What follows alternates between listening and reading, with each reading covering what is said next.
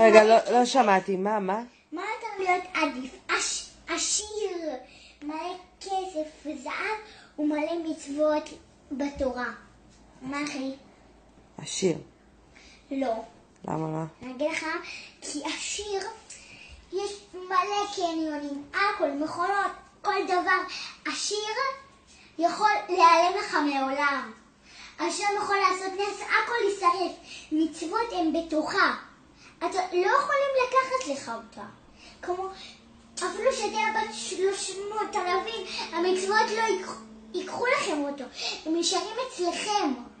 כסף יכול להיעלם צ'יק. קונה הכל עושה. השם יכול לעשות נס, להיעלם הכל, לשרוף.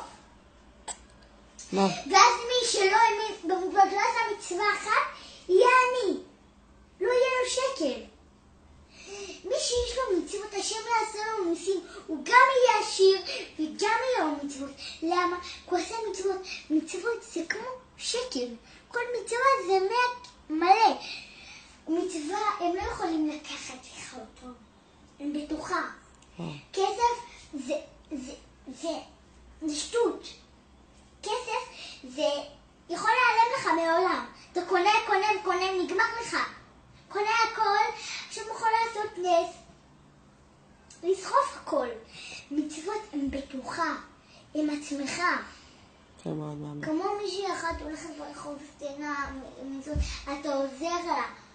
המצווה הזאת, 100 גנבים, אפילו גנב הכי מומחה. המצווה שלך נשארה בלב. אתה לא יכול למחוק אותה.